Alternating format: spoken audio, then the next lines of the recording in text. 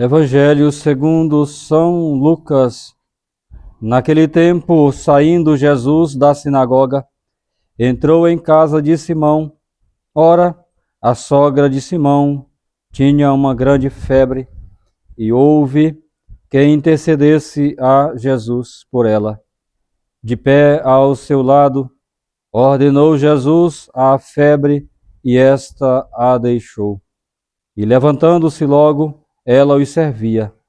Quando o sol estava no ocaso, todos os que tinham enfermos de várias doenças traziam-nos a Jesus. E ele, impondo as mãos sobre cada um, curava-os. Saíam também os demônios de muitos deles, clamando e dizendo: Vós sois o Filho de Deus.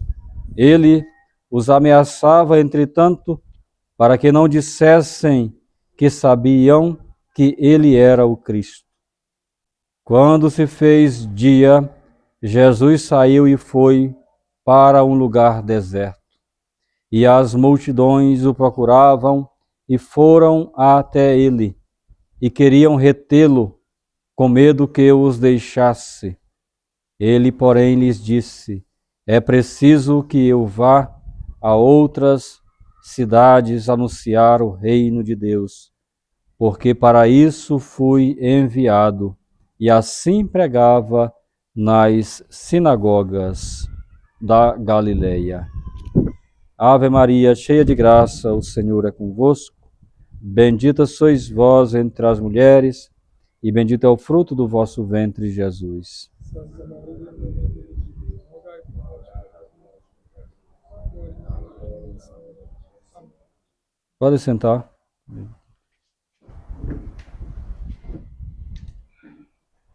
Então, hoje celebramos o sábado das têmporas de Pentecostes. Durante o ano nós temos 4 têmporas que marcam as estações, né? Então, as têmporas de Pentecostes, tem as têmporas de setembro, as têmporas de São Miguel, também chamado. Tem as têmporas já no final de novembro. Então são as têmporas, são tempos específicos de oração e também de penitência. Nessas 4 têmporas, são 3 dias que nós somos chamados, obrigados, né, a fazer jejum e abstinência de carne na quarta-feira, na sexta e no sábado. São os dias, são as têmporas, para nos prepararmos melhor para mortificar os nossos sentidos, também a nossa carne, para assim preparar-nos melhor para acolher em nossa alma os ensinamentos, né, as leis de nosso Deus. Então esse é o sábado, né, das têmporas de Pentecostes. Amanhã celebraremos a festa da Santíssima Trindade. Em poucas palavras, resume a Santa Igreja neste dia em que termina o tempo pascal, portanto hoje, né? Todo o mistério do amor de Deus. Deus caritas est. Deus é a caridade. Deus é amor. E a caridade e o amor de Deus foi derramado em nossos corações, como canta, né, o introito de Romanos 5. O amor de Deus está derramado em nossos corações, aleluia, por seu Espírito que habita em nós. Então, esse Espírito de Deus, que procede do Pai e do Filho, o Espírito Santo, a terceira pessoa da Santíssima Trindade, então ele é o amor, esse amor que é derramado, essa caridade que é derramada em nossos corações. É o Espírito que habita em nós. Essa caridade que habita em nós, esse Espírito que habita em nós é o Espírito da caridade. E quando é que nós recebemos esse Espírito da caridade, o Espírito Santo, em nossa vida? Nós o recebemos quando recebemos o nosso batismo. Somos batizados em nome da Santíssima Trindade, né? Em nome do Padre, e do Filho e do Espírito Santo. Então, naquele momento, a partir daquele momento, aquela alma batizada passa a ser morada do Espírito Santo, do Espírito da caridade. Portanto, a partir do momento que somos batizados, devemos viver de acordo com a caridade. Devemos viver de acordo com esse amor de Deus que habita em nós. Mas para que esse Espírito permaneça em nós, nós precisamos nos afastar de tudo aquilo que possa levar a expulsão, podemos dizer assim, do Espírito Santo de nossa vida. O pecado, afastar-nos do pecado. O pecado é o empecilho, é aquilo que atrapalha essa vida divina em nós. É aquilo que é o empecilho, é uma barreira, é um obstáculo. O pecado nos afasta de Deus.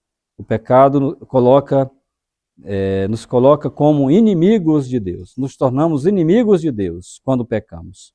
Sobretudo quando estamos em pecado mortal.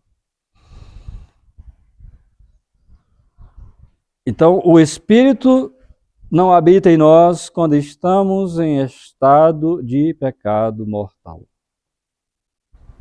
O que nós podemos fazer nessas horas é pedir a Deus perdão de nossos pecados, é nos emendar, é nos corrigir, é procurar levar uma vida de piedade, de penitência e de oração, como a igreja sempre nos lembra nos momentos importantes. É sempre procurar levar uma vida de oração. Buscar os sacramentos o quanto possível, quanto antes, buscar os sacramentos.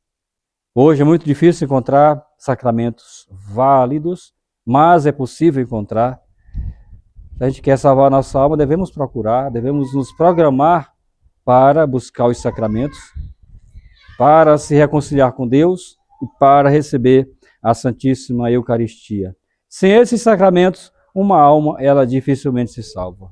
Quase que impossível uma alma, mesmo depois de batizada, se ela não leva uma vida sacramental, especialmente com o sacramento da penitência e o sacramento da Eucaristia, ela não consegue nenhum progresso espiritual.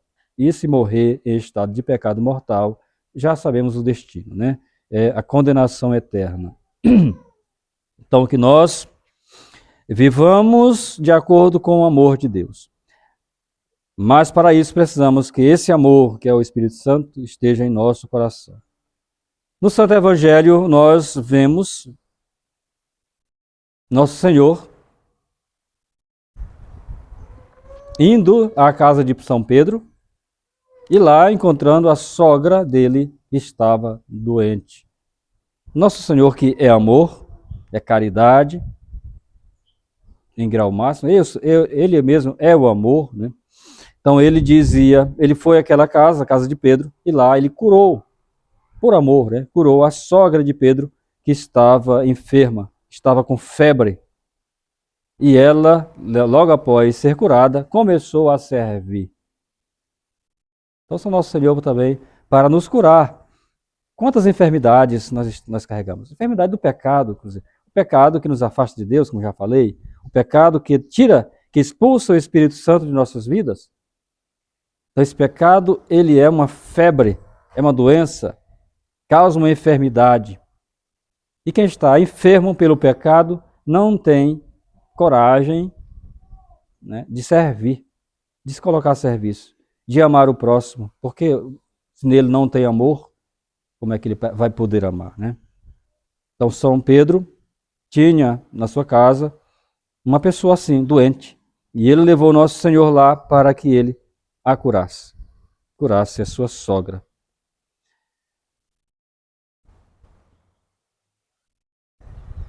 A casa de São Pedro, podemos também dizer, né, alegoricamente, é a Santa Igreja. E São Pedro levou quem à sua casa? Levou Nosso Senhor. E lá estava a sua sogra doente, claro, e lá foi curada por Nosso Senhor.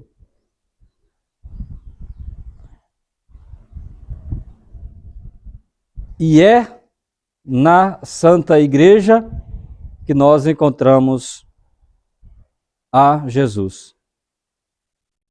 Lá encontramos Nosso Senhor, que nos dá a saúde, comunicando-nos o seu Espírito. Fora da igreja não há salvação, não há vida, não há saúde. Só na igreja. É porque é na igreja que está Nosso Senhor. É na igreja que está a nossa salvação, porque a nossa salvação está no Senhor. E é Ele que criou a igreja, né? E essa igreja, e a casa de Pedro, simboliza essa igreja. E de fato, São Pedro, o primeiro Papa, né, a conduzir a Santa Igreja. Essa casa de Deus. Então é na igreja que Ele nos dá saúde. Por isso que eu falei a importância de buscar os sacramentos. Os sacramentos que são dados na igreja e pela igreja, né? Pelos ministros que Nosso Senhor deixou, né? Para levar esses sacramentos a seus filhos. Então, é na igreja. Qual é o sacramento? O sacramento da Eucaristia, o sacramento da penitência. Primeiramente, o sacramento da penitência para depois comungar. Como falei, tantas pessoas enfermas do pecado, mas ou não procuram, ou não querem buscar a cura de seus pecados. Buscar saúde para a sua alma. Pelos mistérios sagrados, recebemos o fervor divino. Pelos mistérios sagrados, sobretudo o mistério eucarístico, nós recebemos o fervor divino. Nós recebemos o perdão pelo sacramento da penitência e recebemos o fervor divino em nossa alma quando recebemos o sagrado mistério, o sagrado sacramento da Santíssima Eucaristia. E é neste fervor, curados dos pecados, e nesse fervor que nós caminharemos para as alegrias eternas. Então, esse é o nosso destino. É as moradas eternas. O fim da nossa vida é alcançar a salvação. Mas para isso precisamos envidar todos os esforços possíveis para alcançarmos a salvação. A porta é estreita, né? Muitos são chamados, mas muitos se perdem pelo caminho. Isso desde o princípio, né? Não nos deve escandalizar. Muita gente é chamada, mas poucas são escolhidas. Na própria oração de consagração, né? Nosso Senhor diz, para a salvação de muitos. De muitos. Muitos são salvos, mas não todos, né? Tem uns que não querem.